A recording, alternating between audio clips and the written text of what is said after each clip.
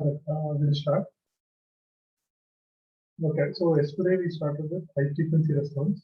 Okay, high frequency response of MOSFET amplifiers, wherein we saw the high frequency response. Okay, which is basically a low pass filter. In that, you have a mid-band gain. Okay, AM. Correct. Then once it crosses a particular frequency, which we call it as a 3 dB frequency or a cutoff frequency, the gain starts to deteriorate. Right. So why it starts to deteriorate is at higher frequencies, the internal capacities of the MOSFET come into picture. Right. Which will make these internal capacities of the MOSFET should ideally behave as open circuits, but at high frequencies they start behaving as short circuits. Okay, or with some significant impedance. Right. Then in that case, gain will actually reduce. So we came up with a relation between gain of the amplifier, okay, mid-band gain of the amplifier, and FH of S, the transfer function of all the internal capacities. Right. So just to recap,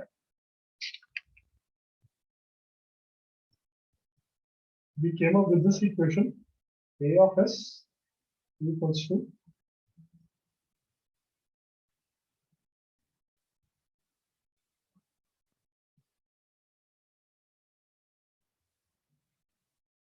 Is my voice clear now? You have to speak up.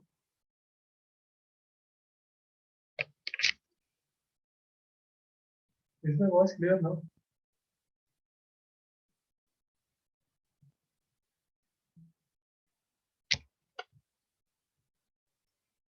Alright, so A of S is equal to AM into FH of S, where AM is mid-band frequency, mid-band gain.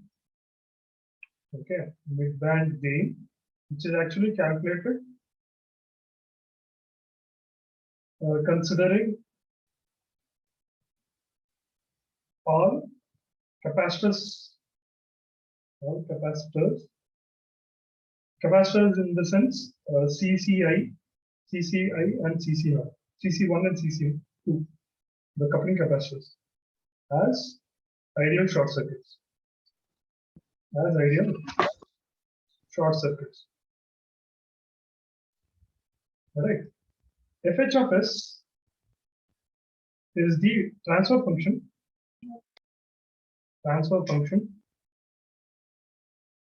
Okay, considering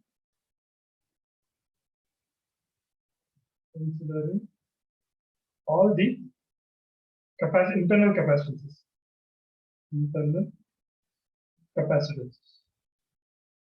Okay, so if I consider all the internal capacitance, and if I actually draw the circuit, okay, that circuit might look like an RC circuit.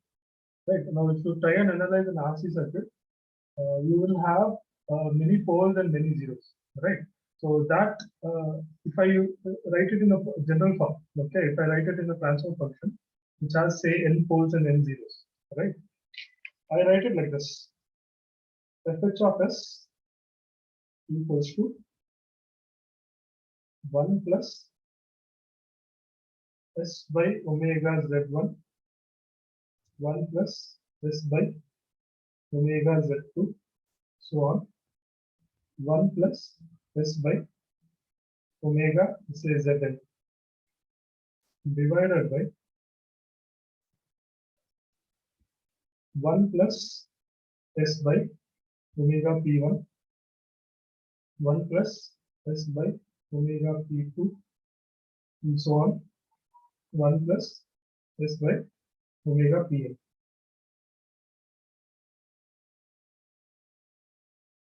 Right. So this is the general form which I have written.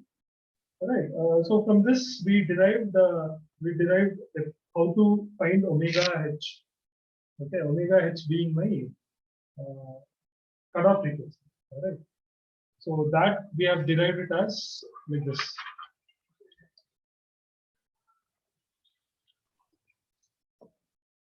omega h equals to 1 by square root of 1 by omega p1 square plus 1 by omega p2 square plus so on minus 2 times 1 by omega z1 square plus 1 by omega z2 square plus so on. Okay, so this is my cutoff frequency. Cutoff frequency. Okay, this is actually a what you can say is an accurate method of finding out omega h. But say in some instances you cannot accurately find the poles and zeros of your transfer function. Then in that case, there is another approximate way to find this out. Okay, so we'll do that next.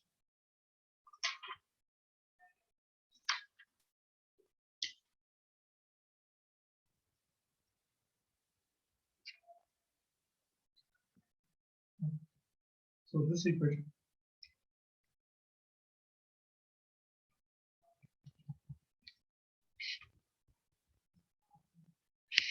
Okay, so this equation. This equation. I will slightly rewrite it in this form. Okay, I will write it as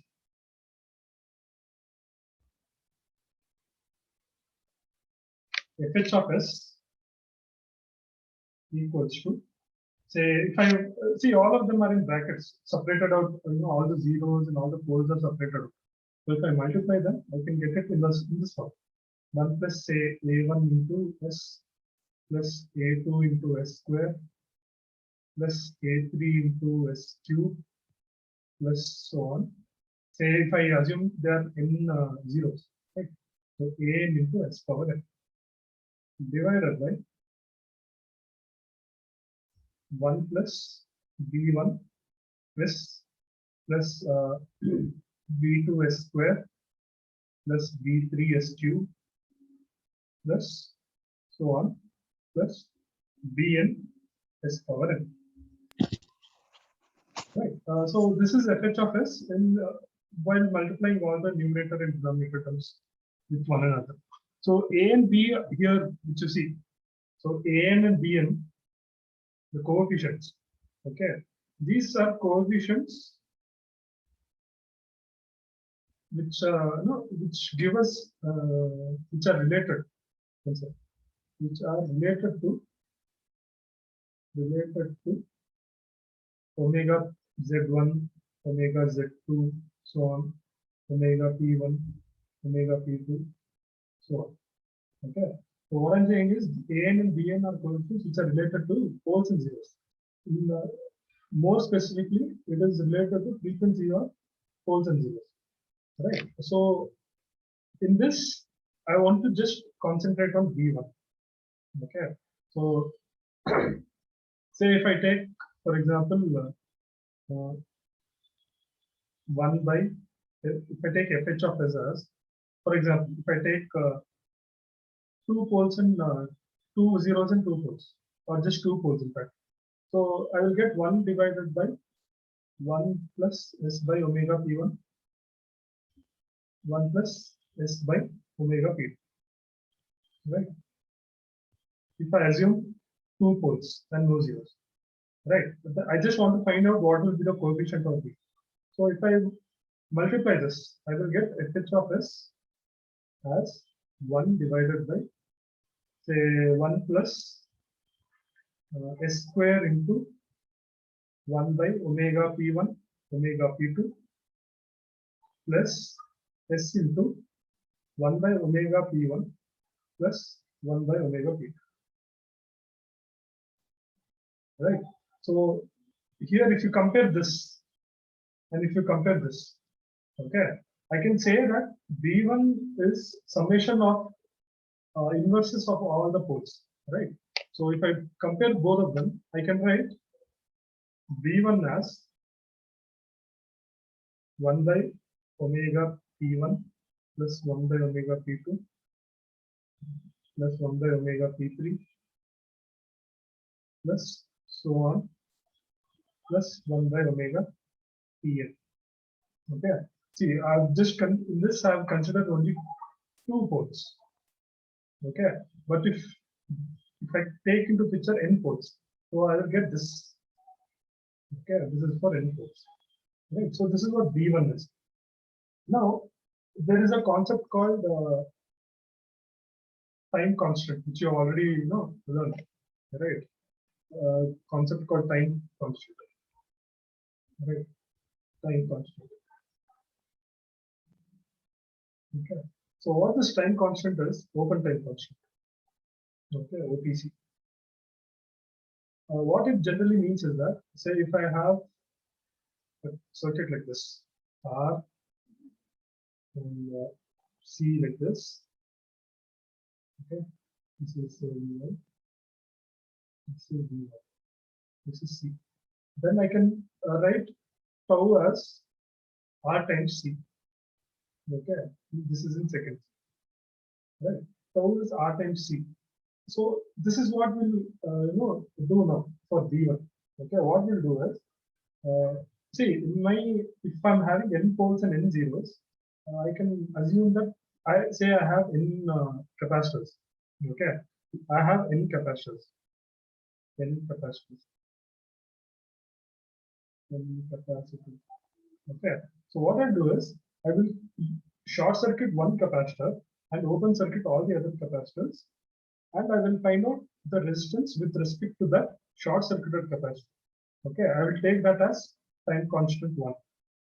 Okay, similarly, I'll short circuit the second capacitor, make all the other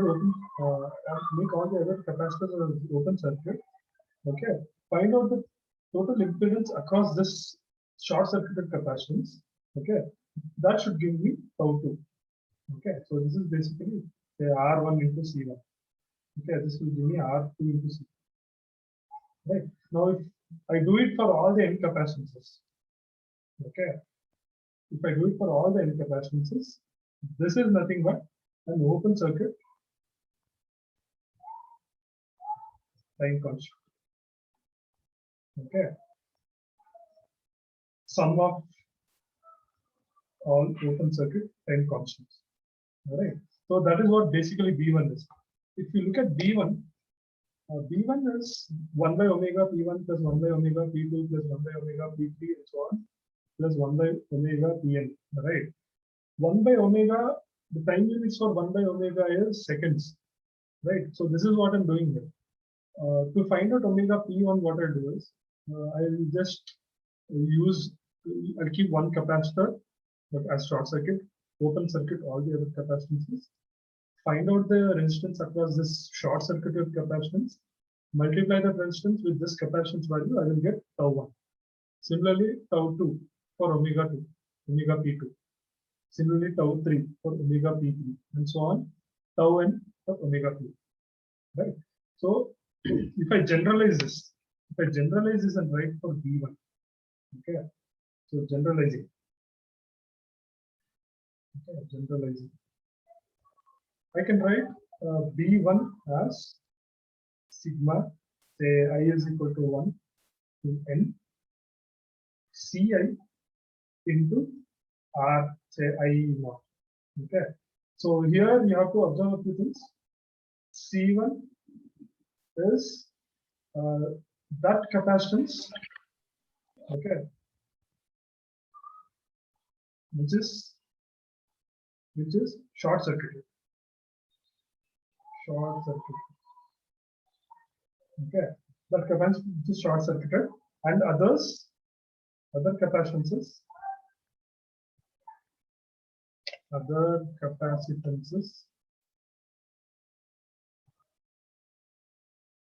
being open circuited.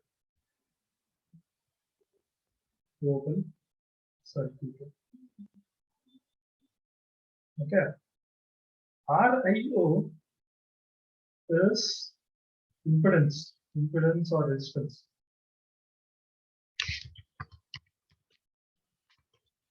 impedance or resistance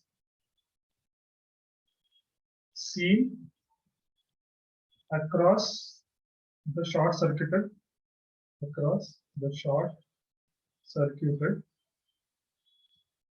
CA. Okay. Okay, and here this N assumes there are N capacitors. Number of capacitors. Okay, so this is a very important relation. Okay, so once if I find B, B1, right, then say if I make the assumption that, see, anyway, zeros we do not consider. Zeros are not considered. Now this I told you in the last class. Zeros are not considered. Okay, they do not contribute towards the transfer function, or because they are either very far away or they are at infinite. Okay, so are not considered. And say if I assume omega p1 to be the dominant pole. Okay, dominant pole. I told you what is dominant pole in the last class. Dominant pole is that pole which is at least 2 octaves away from the nearest 0 or 4. Right. So if I assume omega p1 to be the dominant pole, then I get omega h as omega p1. Okay, omega h as omega p1. Why? Because my frequency response will not depend on other frequency. It will mainly depend on omega p1 alone. Right. So from this I can write b1 as simply 1 by omega p1.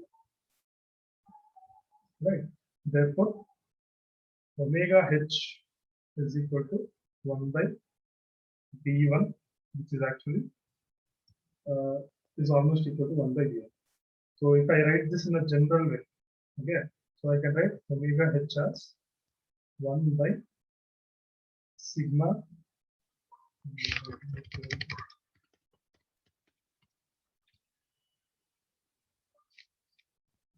yeah.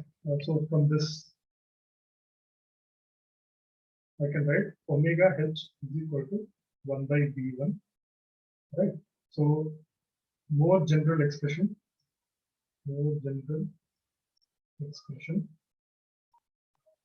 Okay, I can write it as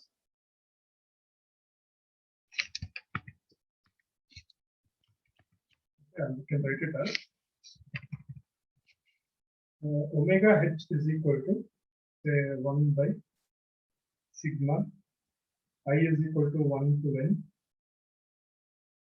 r I naught and c. Okay, so this is what I wanted to show. Yeah, this is what I wanted to do.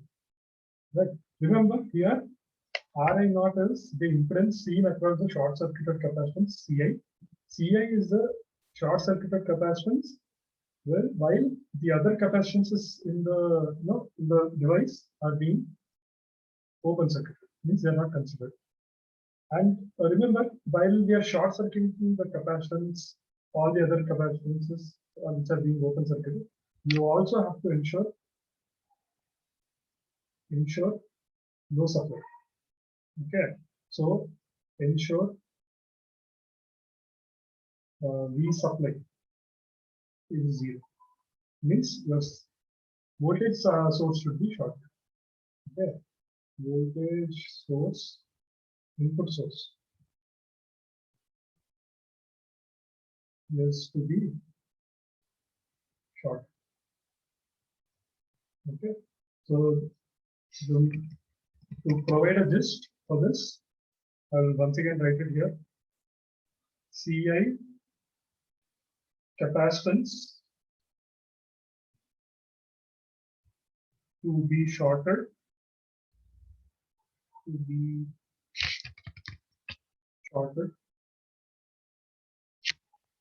while other capacitances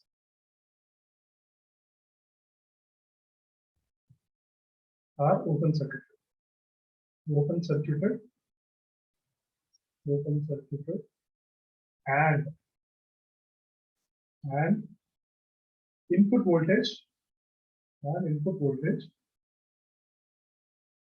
is short. Okay, this is important. Ri naught. Okay, Ri naught is impedance or resistance. Resistance seen across. Okay, resistance seen across Ci. Okay, under all these conditions, under input voltage being shorted, and N is number of capacitances. Number of capacitances. Okay, so with this in mind, we'll take on problem. We'll take a problem, and once you solve the problem, you will try and you can easily understand what is actually happening, right? Before that,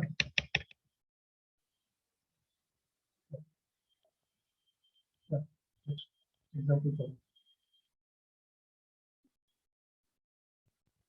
Okay, first let us solve the example problem.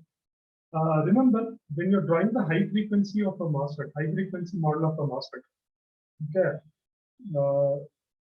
see the internal capacitances. Slight recap.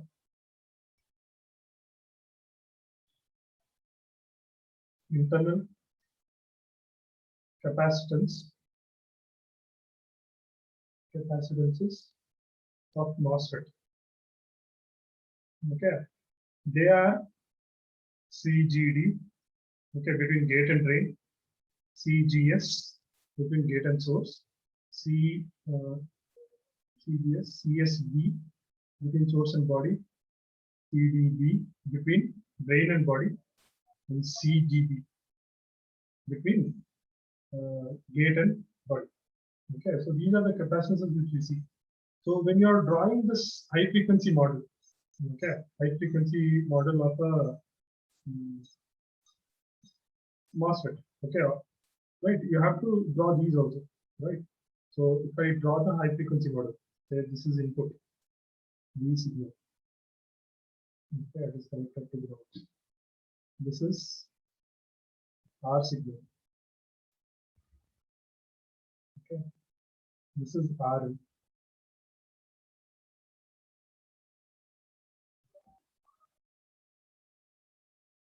Right. Now, usually this is isolated, right? But in this case, it will not be like that, right? We have here another capacitance called CGS between gate and source. Another capacitance here, okay, this I will call it as CGD between gate and drain. Here you have the dependent source GM into VGS. Okay, this is again ground. And here I have, say, RL prime. Okay, this I will call it as RL prime. And finally, you have here V1. Okay, so this is V signal is the input signal, R signal, RN, CGS, CGD, GM, VGS, that is a dependent source, and RL prime. RL prime here is parallel combination of RD, RL, load resistor, and channel resistance. Okay, so I've taken all of them as one resistor, which is parallel combination of drain bias resistance, load resistance, and R0. Okay, channel resistance. All right. Now in this diagram, I have not included VSB. Okay, and VGB. Okay. The reason is because I'm assuming it is perfectly has no body effect. Means source and substrate both are shorted properly. Okay, then in that case you will not have CSB or CGB or anything. It will be completely wrong. It will be completely open circuit. Right. So and this is our problem, first problem. Okay. So the given data is Rn is actually the input bias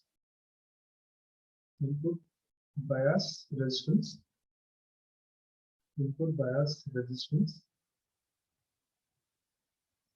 Okay. RL prime is, like I said, the parallel combination of drain resistance, channel resistance, and load resistance. Okay.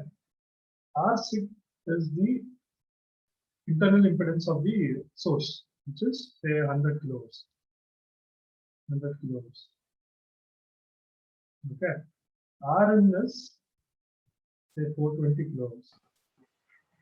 Remember, we can find Rn. It depends on which type of biasing scheme you use, or which biasing scheme you use, right?